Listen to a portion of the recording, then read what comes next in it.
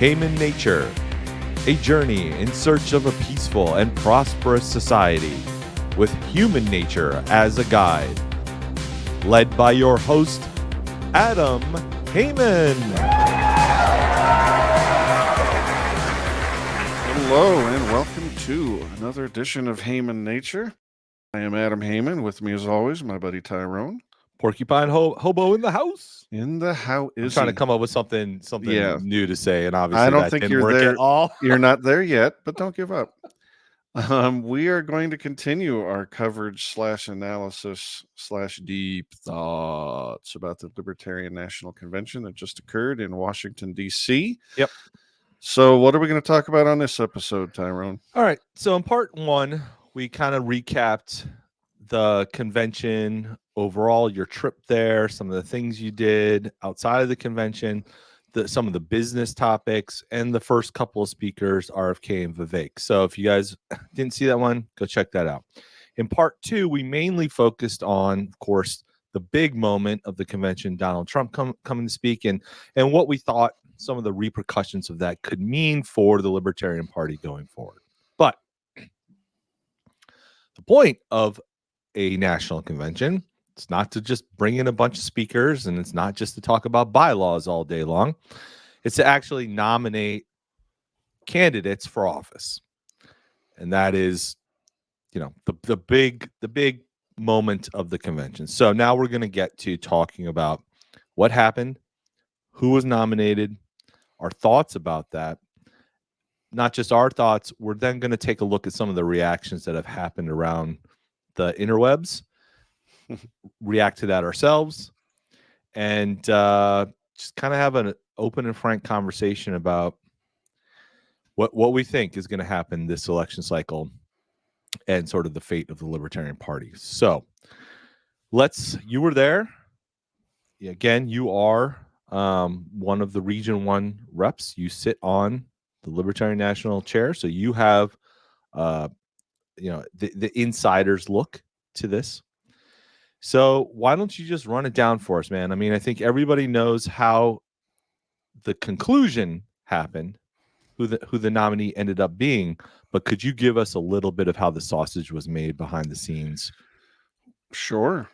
Well, first of all, I can't help but noticing that every time you mention that I am on the Libertarian National Committee, it sounds more and more like an accusation. One minor correction. We have a national convention every 2 years, and only every other one of those is a presidential cycle, obviously. The other time we appoint new officers, as we do every convention, and then work more on bylaws and platform and fun stuff like that. So yeah, there were a bunch of nominees. Do you want to go down the list, or? Well, so candidates? I don't even know how many people threw their hat in the ring for it ultimately. Over 30. Over 30? Yeah, most of them don't matter. They never really got anywhere. Right. I should have a list. The more serious of them is Chase Oliver, who ended up winning. Right. Dr. Michael Rechtenwald, mm-hmm. who was the candidate favored by the Mises Caucus, of which I am a member. Yep. After Dave Smith declined to run. You also had Lars Mapstead, a billionaire out of California, who got rich. I think he had a big interest in Adult Friend Finder and sold that and got rich. So a tech marketing guy who spent a bunch of money, in the primary season and to not win the nomination. You also had Mike Termott, who has been running for president on the LP ticket for over 3 years. It's like since before Reno in 2022. And he eventually got on the ticket as vice presidential nominee. We will talk about that. Who else did we have up there? Jacob Hornberger. Did I mention him? A longtime liberty activist and writer. Yep. Runs the Future Freedom Foundation. He's been an absolute hero for liberty for a long time. but he didn't run a particularly great campaign, and he didn't get very far. Josh Smith, also associated for a long time with the Mises Caucus, was there. Charles Belay, a doctor, I forget where he's from. He got surprisingly far for a relative unknown, but he was also on the stage there at the end. He was on the debate stage, yeah.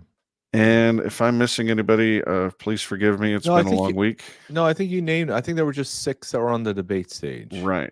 And, and so I might have thrown the 7th in there, which was Jacob Hornberger, who wasn't. If I named that many. And again, I apologize to whoever I'm forgetting. Not intentional. Sure. So let's talk about the debate stage. I'm assuming you were there for that and observed it. And anything stand out there, or really nothing unexpected? Not really. I mean, I'd seen these guys debate all across the country at state conventions, so I'd heard most of it before. The only thing that was missing was Jacob Hornberger wasn't up there. I thought they were all very good on delivering the libertarian anti-war message. They're all pretty strong about that. Some of them focus on different things, like Rechtenwald is a former Marxist who really sees the world through that prism and is very worried about, more global oriented threats to liberty.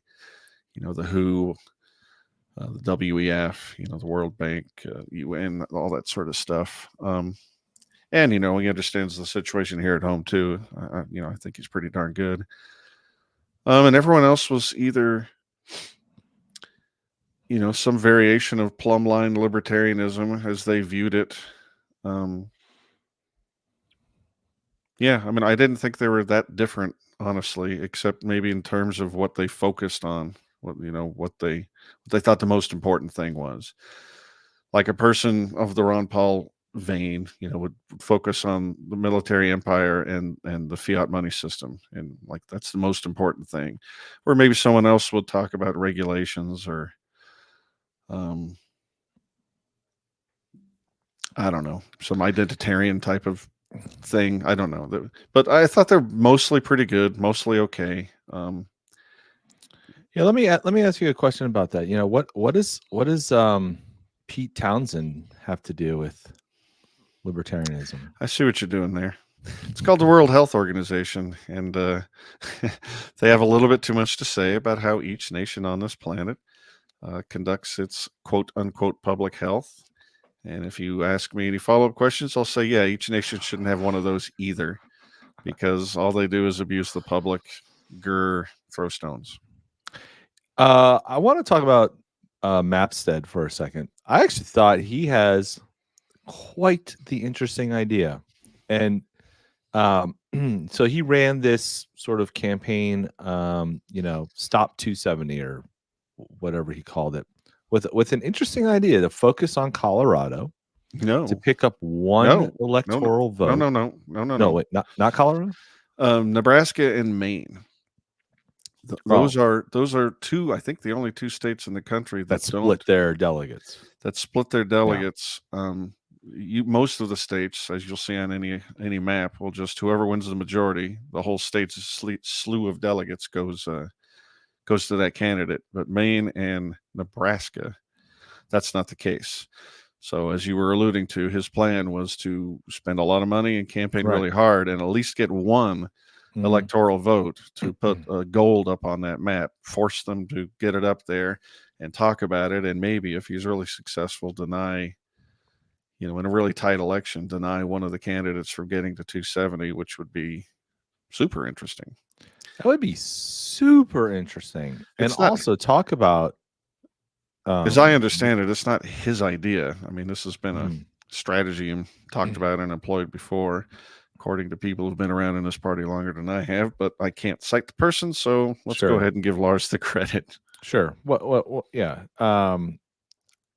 Man, for some reason that kind of appeals to me, because in this super tight race, which I'm gonna guess it is, one electoral vote might really make the difference. Now, it wouldn't really change the outcome of the election that much. The House of Representatives isn't going to vote in a libertarian or whatever, so we'll get one of the uniparty candidates. But talk about like bringing super national attention to the Libertarian Party. True.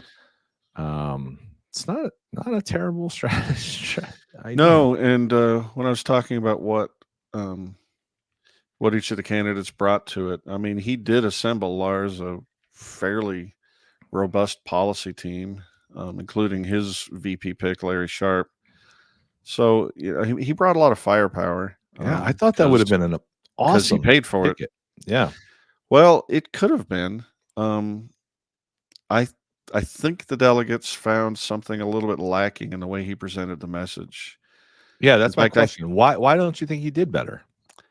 I mean, part of the reason we all love Dave Smith is that he is a magnificent communicator. Mm-hmm.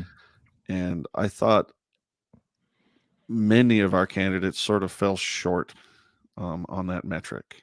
Mm-hmm. Probably the best of the bunch was Mike Termott, maybe just because he practiced so darn often. I mean, he'd been running for a long time.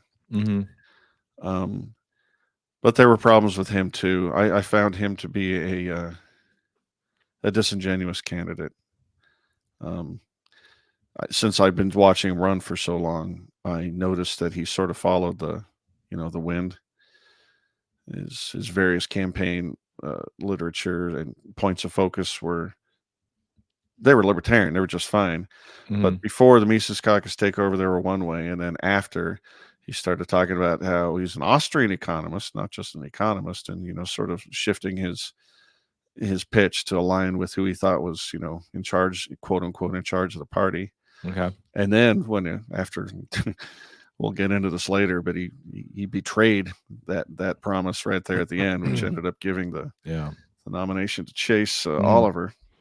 But yeah, I think the crop overall was viewed as kind of poor communicators. Charles Boulay, for example, was terrible after we just went through the whole COVID lockdown mandate fiasco. He was in favor of a bunch of that stuff. And he's just so new to the party. I don't think he communicated very well. I don't know anything about him, to be honest. I didn't either until he started running. And Chase Oliver, our nominee, a lot of people didn't like the way he messaged either. He came across as a little strident. He clearly was, if you look at his tweets and social media in the past, he's very, very woke. He views things from an egalitarian lens. Champion of the underdog, which is a good thing, but he comes across as the kind of guy who's just always thinks, he's the underdog, and he's just angry at some perceived injustice when maybe that's not the best way to communicate or attract people to libertarianism who maybe don't feel like they're oppressors or something like that. But with the exception of a few positions, I mean, he's a perfectly fine libertarian and he understands the message. I just didn't think he communicated it very well. And a lot of that was just what you choose to emphasize. So I think optics are super important, especially if you're going to be taken seriously as any sort of political movement or party. I think the classic example, you go back, the debate between Kennedy and Nixon. Yeah. On TV, the first televised one where Kennedy looked polished, makeup, Nixon looked terrible, and the idea was, after that happened, people were polled, who do you think won that debate? So those that watched it on TV thought Kennedy won. Those that listened to it on the radio thought Nixon won. Right. So I think now that we do live in this TV age, now it's online, so everything's video. It's really important to have the right look. As I mean, it is what it is. It is culture, I suppose. Of all the candidates, Chase Oliver looks the part. He looks fine. I might argue that like if you thought that Gary Johnson and Bill Weld were fine candidates, you might think visually Mike Termott was, better. Suit and tie, looks like an adult. But I don't know. I Mhm. don't think there's that much of a difference in the way the candidates looked. And again, if you're making the comparison, switch from radio to TV and how that impacted Kennedy and Nixon, I think these days it's the short viral video that you see online or the Mhm. meme or the little clip. Um, I think it's super, super important that you be able to communicate well, but it's more than just a visual medium. It's that whole social media package, the ability to do that well. Yeah. Yeah, I think Rechtenwald just has a I don't want to slam the guy for his genetics or whatever, but he has a kind of an odd sounding voice. I don't know, kind of looks a little odd, right? I mean, Yeah. it was never going to play well on a larger media stage, and I And don't know as what's libertarians we should care about that or not. I'm just saying, if you're trying to be put forth a candidate, um, those type of things matter. The marketing, the look, the optics, whatever you want to call it. I don't know. It's all true. I mean, he was my guy, mostly because I like just how well studied he was. He really understood a lot of issues in a great deal of depth. But I don't think he was a magnificent communicator Yeah. either, and I don't think he would disagree. He's a great writer of books, and he's a great deliverer of public lectures. If you're just Right. reading them, Hmm. but that's not what campaigning is about. Right. And I think he came off as a little nervous, a little anxious. I think some people found him off-putting, which is unfortunate, but it is what it is. I love the dude for what he did. He stood up when asked to answer the call, and he sacrificed tremendously to run. But there's no arguing that he wasn't, an ideal candidate. Right. I think Spike Cohen or Dave Smith would have been better because not only are they great, plumb line, perfect libertarians, but they're really excellent communicators. Yeah. Just Spike. so good, so Yes. polished. I love Spike. I've met him several times. He's great. Yeah. So it was unfortunate he wasn't didn't have his hat in the ring, so to speak. Do you think the now infamous Rechtenwald, his sort of whatever speech he gave that wasn't very intelligible, ruined any chances that he had to win the nomination, or do you think it was already baked in the cake by that point, for the Yeah, elections? I don't want to talk about the specifics of that, except to say that he fumbled at the end and gave a very odd performance after the Trump speech. And honestly, although people might blame him for that, and maybe he's kicking himself for it, I don't think that had much to do with it. Yeah. Um, I think people had seen him enough to pretty much know what they thought about Right. him. I don't think anybody was like, "Oh my goodness, so that was Right. such a gaffe. I changed my mind." Hmm. I don't think that's the case. These Yeah. I think. candidates, as Yeah. I far as think by all the that point. delegates go, I think all the delegates had looked at these candidates for quite some time. Right. Yeah. So, okay. So this seems a bit odd to me. This whole convention just seemed to have gone off the rails right from the beginning, in my opinion. So, day one, credentialing is a disaster. It just it takes up the whole. What should have taken tops 3-4 hours took 10, 12, carried over to the next day. I mean, it was crazy.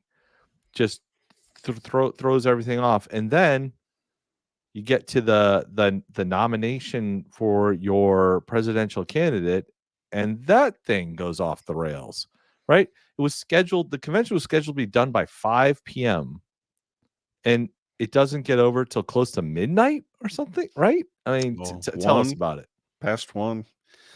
Yeah, I mean, the convention ends when it ends. A lot of times we just run through the business and get all the important things done, and then go as far as you can. If you finish it all, great. End the thing. Otherwise, you usually just leave things undone. But you can't leave your choosing your presidential and vice presidential nominee. So that just had to keep going until we had one. There was just no other way to go about it, and it was contentious. As I believe I mentioned in a previous episode, although there are downsides, I think it'd be better to just do ranked choice voting, one ballot. You list your candidates in preference, the order in which you prefer them, and then the computer tells you who won. Some people fear shenanigans or not understand the system, or maybe not trust the number that gets spit out. But the way we do it when it goes through multiple rounds just takes forever. We hand count just to make sure there's multiple verification processes, which is good, but it takes a while. And again, and in a hotly contested election, I think we went 7 rounds. Mhm. Somewhere between 6 and 8. I thought I remembered 7. And it was so 7, yeah. closely contended that when Michael Rechtenwald, or when Chase Oliver got above Dr. Rechtenwald and Mike Termott, he still didn't have over 50%. He still had Right. to have another ballot where it was him versus Noda, and he only won that 60-40, which shows you that the body of the delegation was not unified in the slightest. One side preferred one set of candidates, one side preferred the other, with the tips being Chase and Rechtenwald. And yeah, it takes a long time because people are not united. Whereas again, as I spoke earlier, I don't know if Dave would have won first ballot, but Spike Cohen for sure would have, because everybody thinks he's amazing. I think Dave's a little better, but I'm a little biased. Yeah, I mean, the thing to me with these conventions. So, okay, I ran the Libertarian Minnesota Party convention for a couple of years, just because I thought no one was doing a good job with it, and I have, or event planning skills and in my professional life, and so I felt like these things need to be run better. And my God, it never fails. No matter how much you try to organize this stuff, it just seems to go off the rails, and I just can't figure out why. Why can't you just I know why. run a damn smooth convention that runs on time? I know why. Okay, go.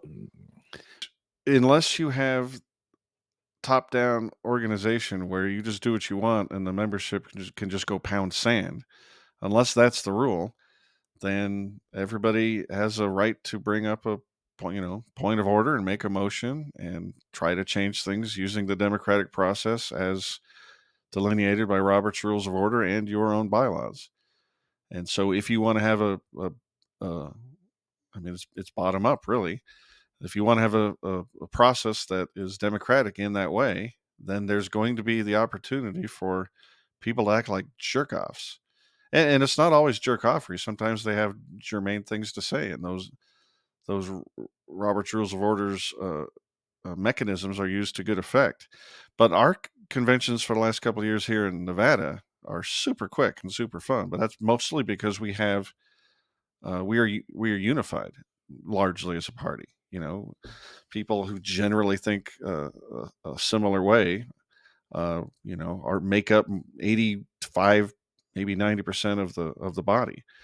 And when that's not the case, you're going to have people trying to change the way things are and the way things are happening from the microphone using the bylaws process. And that gets ugly and nasty. And again, unless you're going to be authoritarian, there's no way to fix that. Well, I think what you just said there kind of is it makes a point that it's not a unified party. So, and it just leaves me asking myself, well, then why are you part of this party? Like, how can you have two different views of what libertarianism in the same party? I mean, that's just a deeper philosophical question. To me, being a libertarian means something specific and it's well defined. And I don't get why you wouldn't agree with me 100%, because I'm right. I guarantee it. I know what libertarian is. I'm not bragging here, and I'm not trying to be facetious. Come to me, I'll tell you what a libertarian is. And if you don't think I'm right, you're not a libertarian. And who gets to decide? I get to decide, because I'm the porcupine hobo, goddammit, and I'll tell you. But so what I'm getting the sense is that there really is this split, this schism, that somehow, and I haven't put my finger on exactly what the philosophical differences are yet, but why are we all in the same party? Because it seems like there's just too many ideas going on now, and the definition of what a libertarian is now meaning way too many different things. And if that's the case, then you're just going to have nonstop fighting. I have two things to say about that. The first is the reason there's fighting. I mean, it's easy to say, why don't the rest of you who disagree just go join a different party then? But who gets to keep the old one? You know, there's a lot of value in maintaining the structure. It's hard to go start a new party, and why should I have to leave? Maybe you guys should leave. Man, then you fight. I mean, that's why you fight. But the bigger point, I addressed in an article I wrote as soon as I came home from DC, where I was calling our party fat. We're a bunch of fatties, Tyrone. And by that, I mean, there's a philosophical argument to be made about libertarianism. Should it be thick or thin? Right. And for my money, that has to be thin all day. And what that means is there's not a lot of excess baggage. This is a political philosophy which delineates the proper size and scope of government and what the justification is for the legal use of force in a society. It determines what your legal code is. And if it does anything more than that, if you're importing like cultural values or something in there, then you're making it thick. And since most people are more than their political philosophy, they think it's perfectly natural to import all these other cultural preferences into their political philosophy, not realizing that, no, there are other ways to express that than your politics, that those things shouldn't be connected. Obviously, there's more to you than what you think should be the rightful use of force by a government or what size a government should be. But when you port these cultural things into a political party, you make you bring the culture war with you. Yep. And if you have a culture war within the political party, you will always have this sort of division, and there's just no way around it. Yeah. So we either stay fat and we fight forever, or we get thin, realize that this culture stuff just doesn't have any place here, and then we can maybe find some unification. Right. So you're using the word culture war. I prefer to call it a morality war, because really this is what we're talking about, the morality of certain things in culture. Now, you and I, in an upcoming episode, so listeners, you're going to want to stay tuned for this one. We're going to make it a special pay-per-view event. No, I'm kidding, but that'd be pretty awesome if we got that famous one day we can make pay-per-view events. We're going to recreate the debate that David Friedman has done a couple of times on the NAP. I'm taking the Friedman side, and you're going to take the other side. But to me, this comes down to a moral debate. And I think when I was younger, I believed that libertarianism was a moral philosophy. I've since changed my views to no longer really believe in morality at all. I've come around to just being a consequentialist, like David Friedman is. So in my mind, I want the separation of morality and state. So I don't want there to be any morality in politics. Now, that's going to be a weird kind of statement, and you guys should check out our debate, and I'm going to explain my position a bit further. But when people bring in the culture stuff, as you're saying, this is a moral position, saying it's morally right to have this view on. I don't know. Let's just pick a safe one. Let's just pick one. Let's pick one. Let's pick like. I don't care if it's safe or not. We'll use sex work. It's a classic example. Yeah, it's what libertarian is against. The thin libertarian prostitution. None. That's the whole point. The thin libertarian version of libertarianism, we're all united. We do not want the state involved in consenting acts between consenting adults, or however you phrase it, commercial acts between consenting adults. And the fact that it's using something as intimate as sex, it's no business of the government or your neighbor. But a thick libertarian will demand that you take one of two further positions.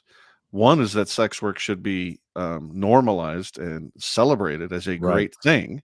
Right. And the other side is that it should be stigmatized and looked down upon.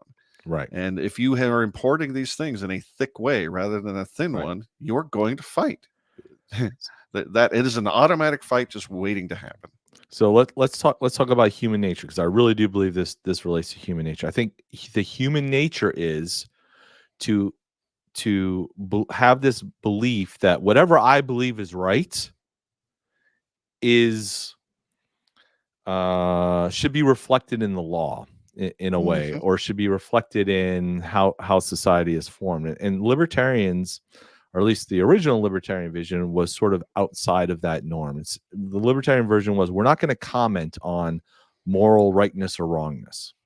We're only putting forward a belief that freedom is our preferred way to form a society. That we put freedom at the top. It's just a preference. It's not right or wrong. But that's the libertarian preference: freedom first, and for various reasons. I think you're framing it slightly wrong just by the words you're choosing. Okay, you're saying we are putting this forth as well, now I forgot the exact words you're using. The point I was trying to make is that we as libertarians only say one thing, but that's not the end of our self-expression as individuals. I have a lot of things to say about sex work, not as a libertarian. Sure. But as a libertarian, all I want is the government out of it. No one is allowed to use force to impose their cultural preferences on the world.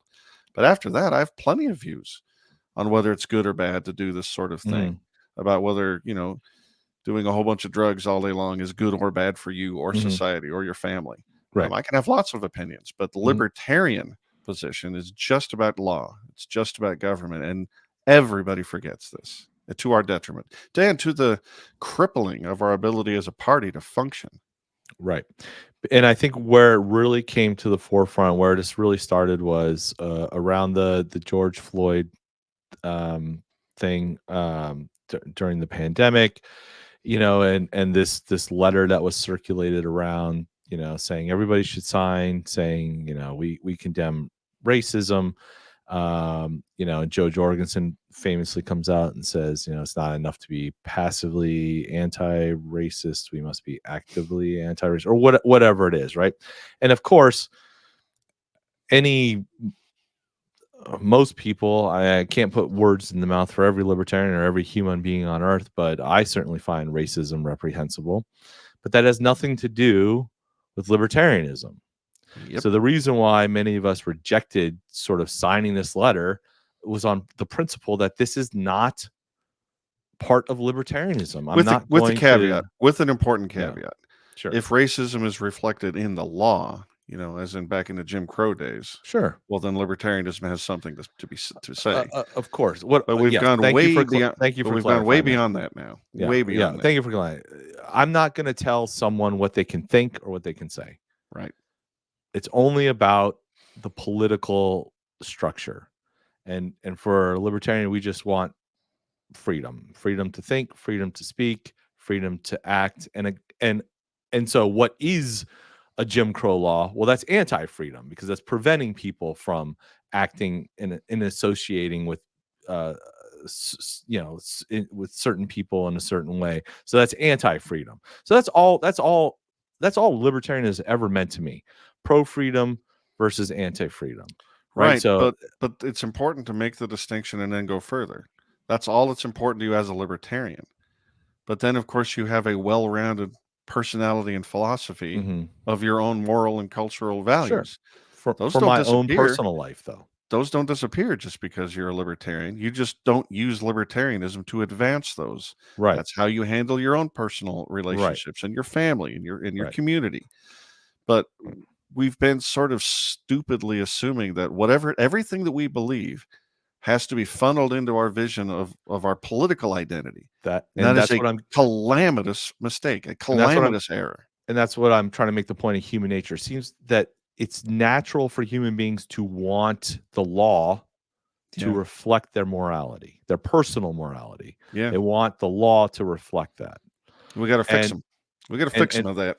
Yeah, and a libertarian should be opposed to that.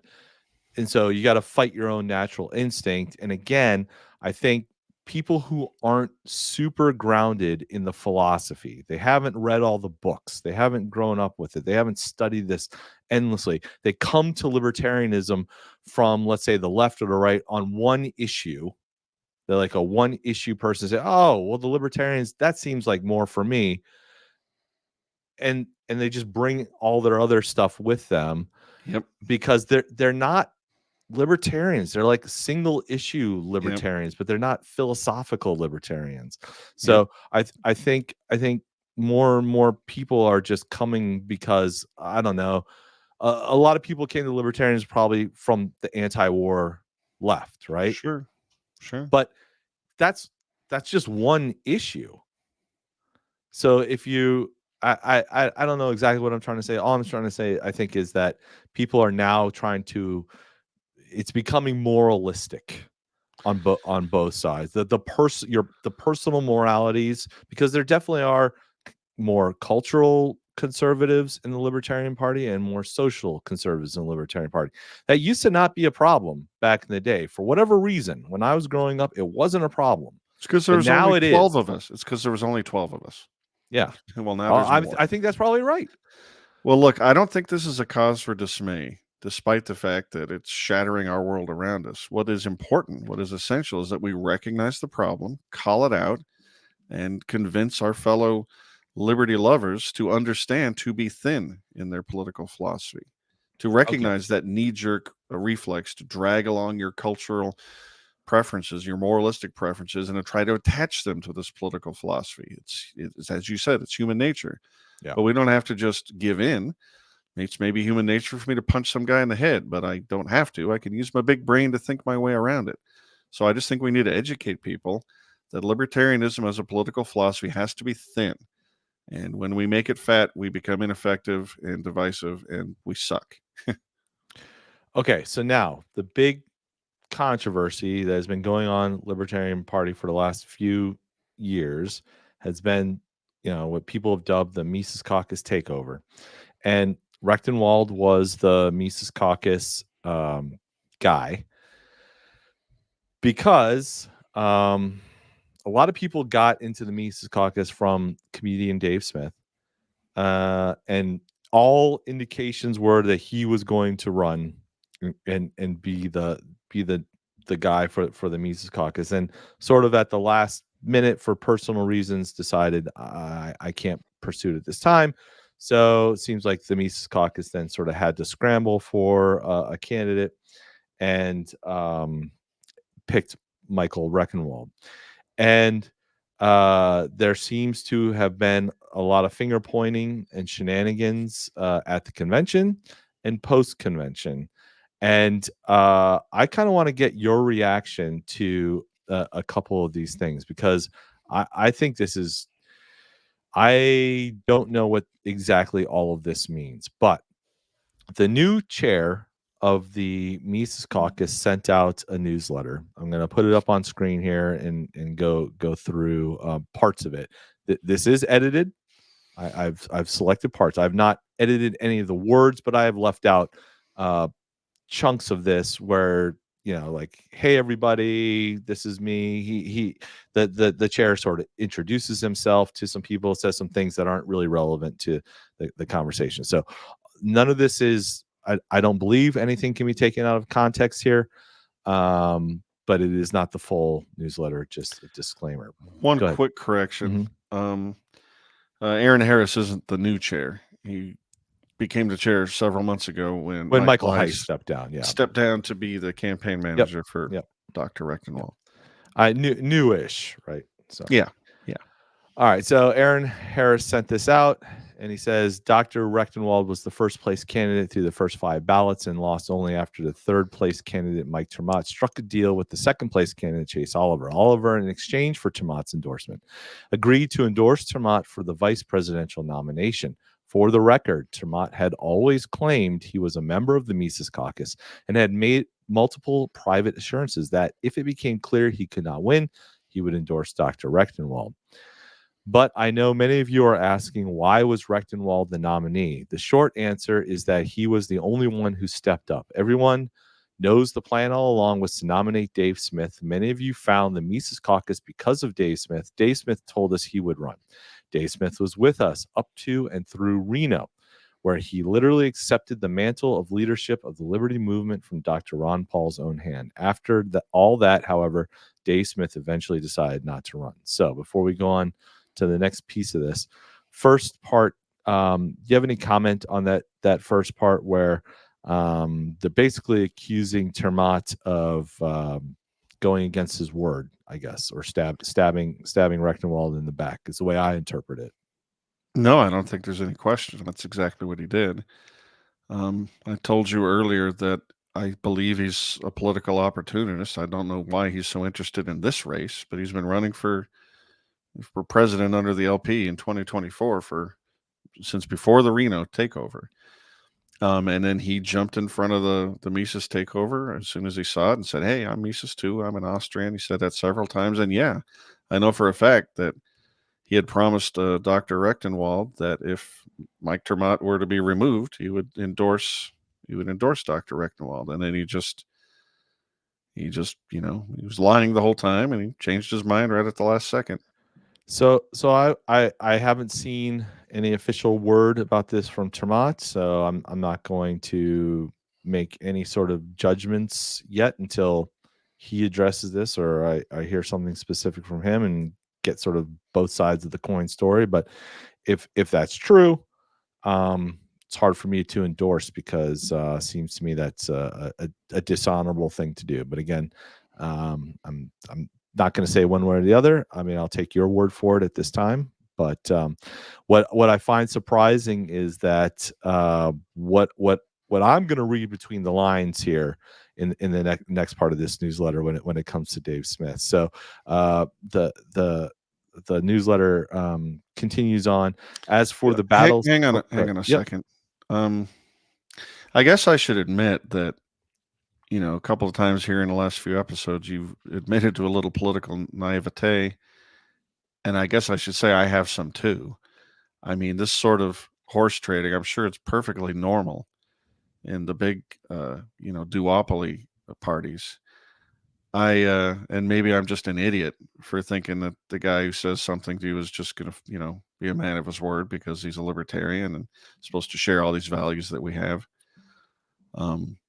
So I personally am offended by what Termat did, but I guess I should say that maybe I'm just a babe in the woods, and maybe he didn't do anything "quote unquote" wrong in politics. Sure. I mean, I wasn't there. I don't know what was said. I'm hearing all this secondhand. So, I mean, my point being, maybe it doesn't matter what he said. Yeah. Yeah, we lie in politics. Who the hell cares, right? Yeah. Yeah, it's the way the game is played, perhaps wheeling and dealing. Exactly. It continues on. As for the battles fought last weekend, I hope this letter is giving you a picture of just how hard we fought over the last few months, a time in which Dave Smith and other major libertarians were demonstrating a puzzling lack of interest in a project they had pre-Reno been offering maximum public support for. Our delegates, our ground troops, to stretch the military metaphor, marched into D.C. on foot without the air support they were counting on. It is only because of their tenacity and the leadership of Angela McArdle, Michael Heiss, Clint Russell, and Michael Rechtenwald that we held the LNC and nearly salvaged the presidential race. We could have easily lost everything. It remains to be seen what short-term effect these events will have and if Trump will honor his promises, but it can be said that for the first time ever, the Libertarian Party is an actual force in national politics, despite having a no-name candidate who will likely do great harm to our brand and will struggle to get anywhere close to 0.5% of the vote in November. And he finishes off, as a board, we decline to endorse the Oliver Termat ticket, but we encourage all Mises Caucus members, libertarians, and LP members to vote for president or not in the way that makes the most sense to you and your state. We will cheer the LP ticket if and when they represent libertarian ideas well and respond accordingly and mercilessly when they fail to do so. My biggest personal regret is that I didn't do enough to warn all of you about the effect that Dave's retreat from the field had on our prospects, and for that I apologize. Indeed, I offered the board my resignation, but they declined to accept it. So, wow. I'm reading between the lines. There seems to be a little bit of anger and turning against Dave Smith here. So it seems, and the fact that they're like, well, we're not going to endorse the candidates.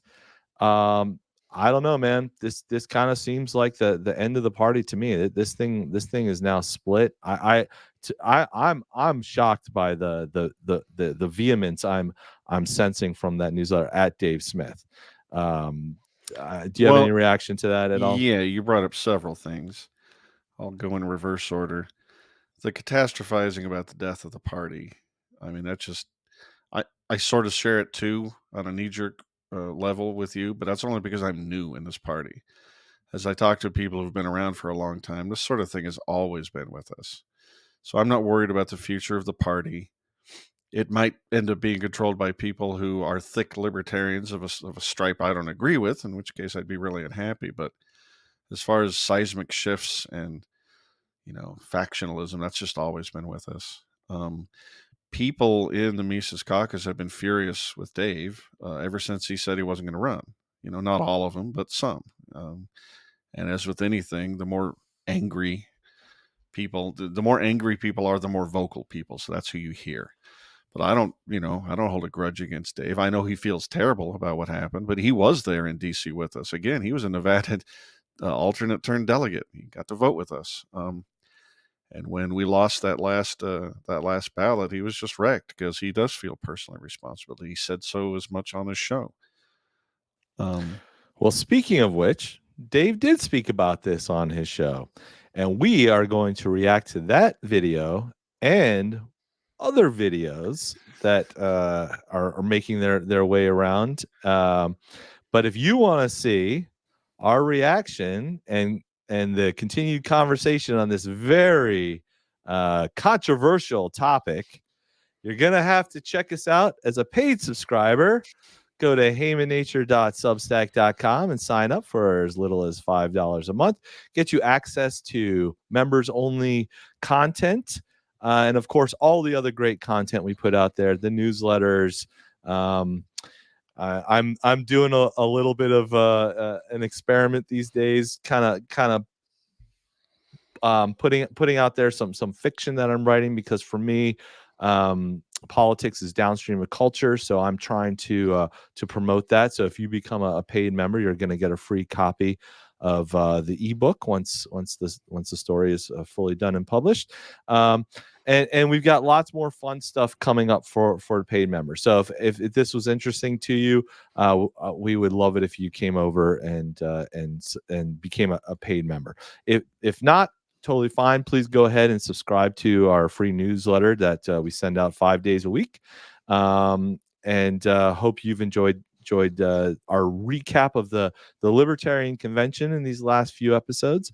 Adam, any additional thoughts before we switch over to our paywall?